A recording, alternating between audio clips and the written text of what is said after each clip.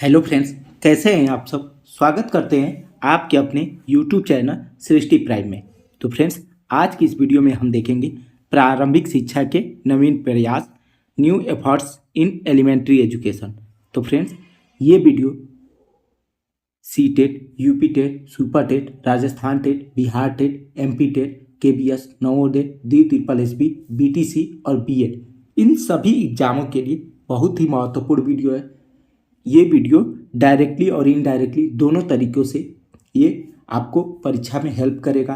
तो चलिए स्टार्ट करते हैं बिना समय गवाए प्रारंभिक शिक्षा के नवीन प्रयास से। सबसे पहले हम प्रारंभिक शिक्षा में हम शिक्षा के बारे में समझते हैं। क्या है शिक्षा? शिक्षा एजुकेशन क्या है? शिक्षा जीवन पर्यंत चलने वाली विकासात्मक प्रक्रिया है जो बच्चे के व्यवहार में परिवर्तन के साथ साथ परिमार्जन करने का प्रयास करती है। आधुनिक समय में शिक्षा का सर्वमान्य उद्देश्य बच्चे को इस योग्य बनाया जाए ताकि वो अपनी समस्त समस्याओं का स्वयं समाधान करने में सक्षम बन सके। अर्थात शिक्षा वर्तमान उद्देश्य बच्चों को उसके भावी जीवन की समस्याओं हेतु तैयार करना है। अब क्या हो, अब आइए देखते हैं क्या हो। शिक्षा कैसी हो कि जितनी भी उसके सामने समस्या है ना, उसका समाधान वो खुद कर सके। यही शिक्षा है। शिक्षा का असली यही उद्देश्य है कि उसको भावी जीवन में जितनी भी समस्याएं हैं उससे लड़ने के लिए स्वयं तत्पर हो सके और उसको सामना कर सके। आगे देखते हैं गुणवत्तापूर्ण शिक्षा की रूपरेखा। गुणवत्तापूर्ण शिक्षा की रूपरेखा में क्या हो जाएगा?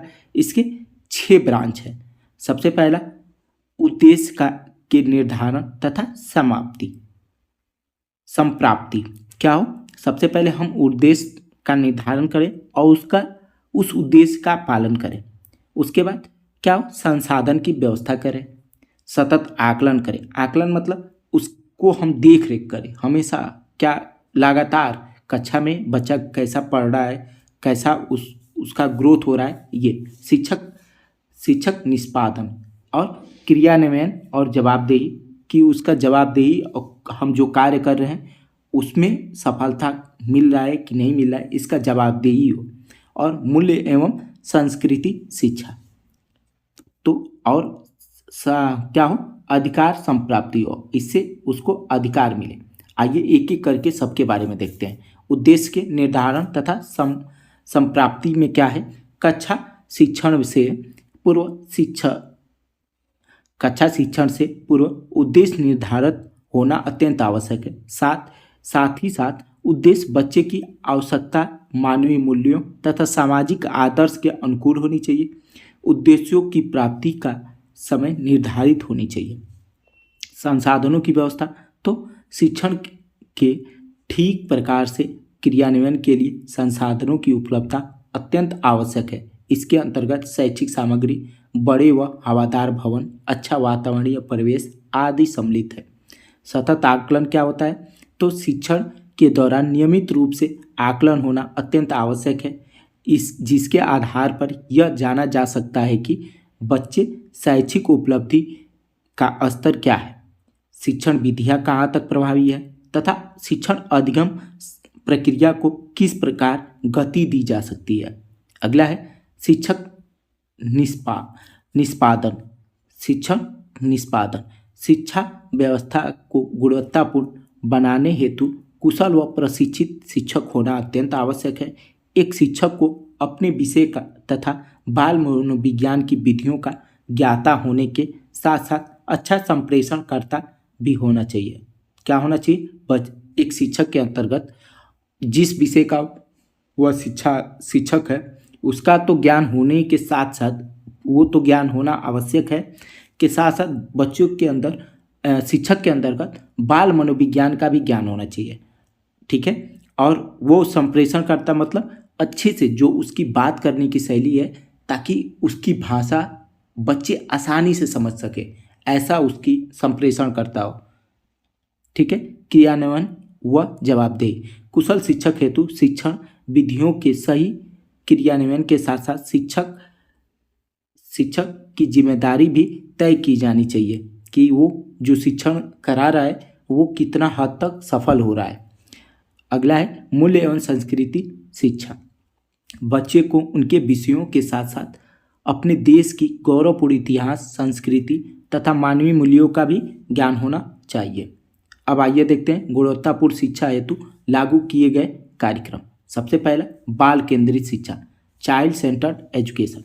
सर्वप्रथम राष्ट्रीय शिक्षा नीति 1986 के अंतर्गत शिशु के देखभाल और शिक्षा नामक शीर्षक के अंतर्गत बाल केंद्रित शिक्षा को संकलित किया गया, जिसमें निम्नलिखित प्रावधान किए गए। पहला, सामयिक बाल विकास सेवाएं, सरकार की सहायता से आंगनबाड़ी की स्थापना, शिशु स्वास्थ्य सेवाएं। अगला है ऑपरेशन ब्लैक बोर्ड योजना। ऑपरेशन ब्लैक बोर्ड योजना, यह योजना राष्ट्रीय शिक्षा नीति 1986 के द्वारा 1987 में संपूर्ण भारत में विस्तारित की गई, जिसका प्रमुख उद्देश्य प्रत्येक विद्यालय में शिक्षण अधिगम हेतु पर्याप्त शिक्षण अधिगम सामग्री की उपलब्धता सुनिश्चित कराना था। जो ऑपरेशन ब्लैक बोर्ड का मतलब यही है कि जितनी भी सुविधाएं हैं, एक क्लास में क्या होना चाहिए, एक चाक डस्टर से लेके हर शिक्षण ब्लैक बोर्ड के साथ, फर्नीचर के साथ साथ पाठ्य पुस्तकें, सब कुछ उपलब्ध होना चाहिए। इसकी उपलब्धता सुनिश्चित कराना ही ऑपरेशन ब्लैक बोर्ड योजना है। इस योजना को 2002 से 2003 में सर्व शिक्षा अभियान में मिला दिया गया। शिक्षण अधिगम संसाधन क्या होते हैं?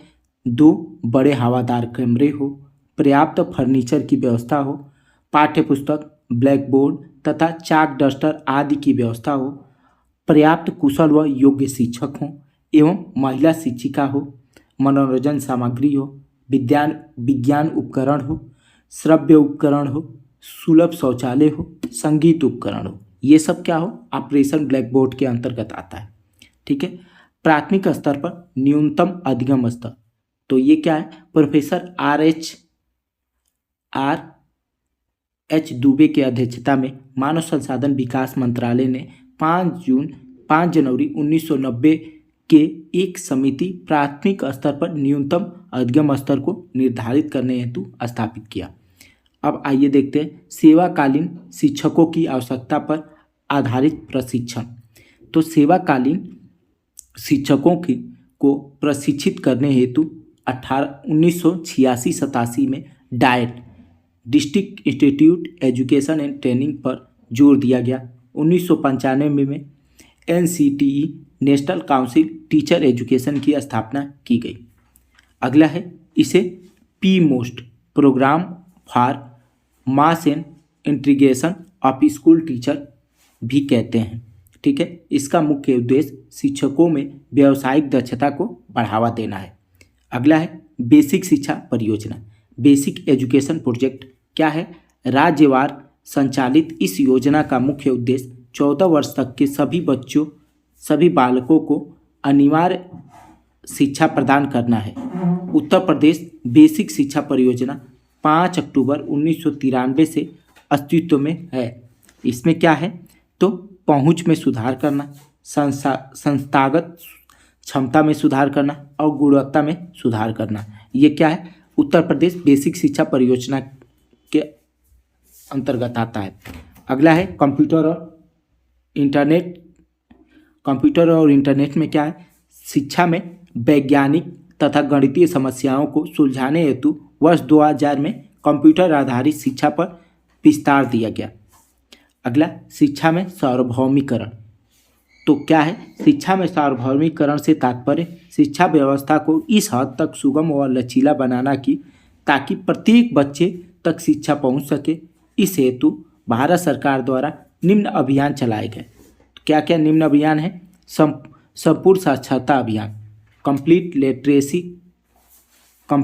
Literacy campaigning. क्या है? राष्ट्रीय साक्षरता मिशन की स्थापना 5 मई 1988 को तत्कालीन प्रधानमंत्री राजीव गांधी ने की थी।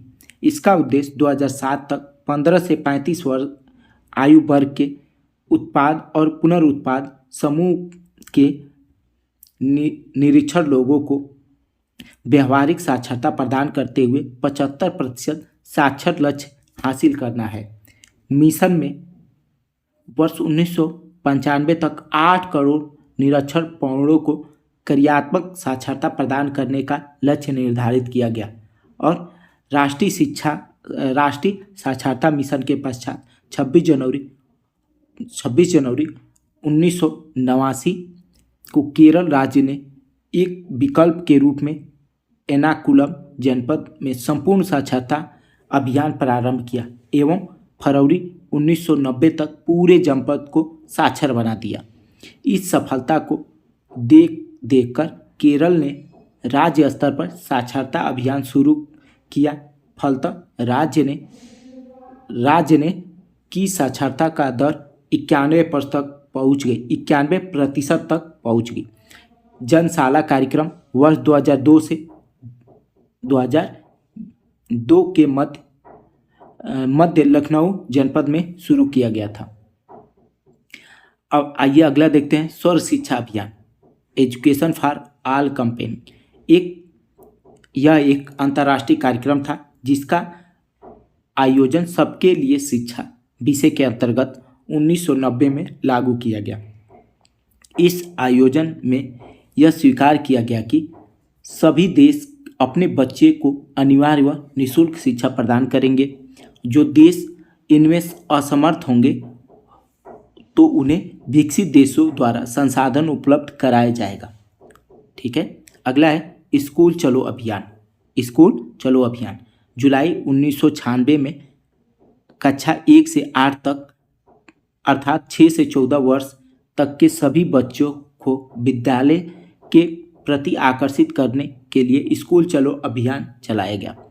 यह एक जन आंदोलन है जिसका उद्देश्य प्रत्येक बच्चे को शिक्षा उपलब्ध कराना है। इस हेतु शिक्षक डोर टू डोर तक संपर्क ग्राम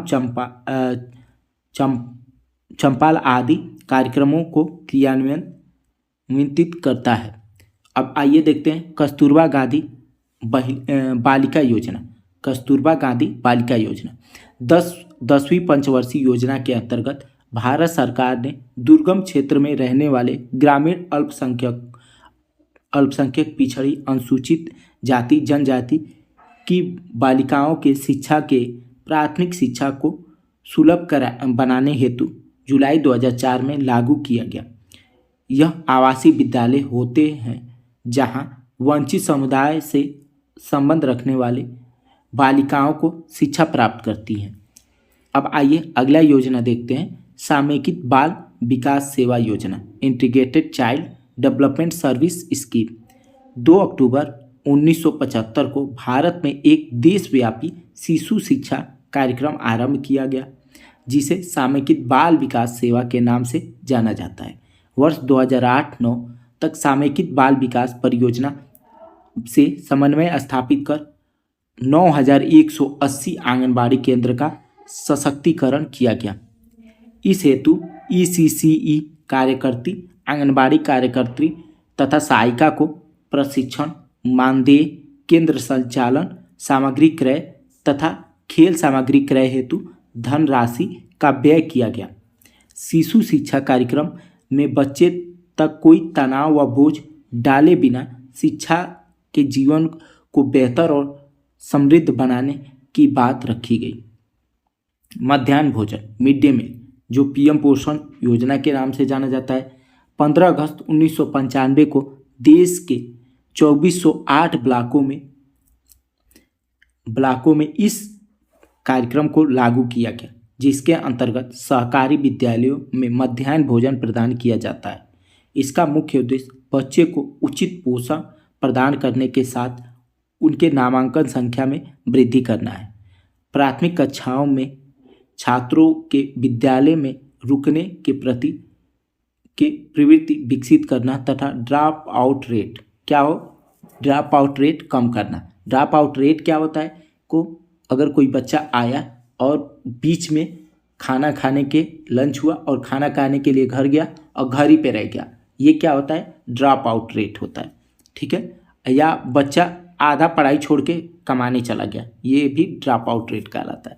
संवैधानिक प्रावधान क्या है? संवैधानिक प्रावधान शिक्षा के राष्ट्रीयकरण के तरफ कदम बढ़ाते हुए हमारी सरकार ने जहां एक और पंचवर्षीय योजना में शिक्षा के महत्व को स्वीकारा, वहीं दूसरी तरफ भारतीय संविधान के निर्माताओं ने शिक्षा संबंधी संवैधानिक प्रावधान करके शिक्षा को न केवल सर्वजन सुलभ बनाया, वरन इसके उल्लंघन के प्रति संरक्षण भी प्रदान किया। इस प्रकार कुछ प्रमुख प्रावधानों का वर्णन निम्नवत है। पहला, अनुच्छेद 14, ये क्या है? विधि के समझ समानता। अनुच्छेद 15, विभेद का निषेध, जैसे धर्म, मूल, जाति, लिंग या जन्म स्थान के आधार पर विभेद पर प्रतिषेध, मतलब कोई भी लिंग, जाति, इन सभी के आधार पे भेदभाव नहीं कर सकता है। अनुच्छेद 16, अवसर की समानता। जितने भी सरकारी योजना है उसमें सभी को समान रूप से भागीदारी मिले, सबको एक समान अवसर मिले। अगला, अनुच्छेद 21, प्राण व दैहिक स्वतंत्रता का संरक्षण। और अनुच्छेद 21 का 86वें संविधान संशोधन 2002 के द्वारा 21A को जोड़कर 6 वर्ष से 14 वर्ष की आयु वर्ग के बच्चों को अनिवार्य व निःशुल्क शिक्षा का मौलिक अधिकार प्राप्त है। अनुच्छेद 23, मानव का दुर्व्यवहार और बेगार बालाश्रम प्रतिषिद्ध किया जाता है। इसका उल्लंघन अपराध होगा जो विधि के अनुसार दंडनीय होगा। अगला है अनुच्छेद 24। अनुच्छेद 24 क्या करता है? कारखानों आदि में बालकों के नियोजन का प्रतिषेध। अगर कोई बच्चा कारखाना में, अगर उसका उम्र 14 वर्ष से कम है और किसी कारखाने में जोखिम भरा काम करता है, तो जो कंपनी मालिक है और माता पिता है, दोनों पे क्या लगाया जाएगा? दंडनीय अपराध लगाया जाएगा।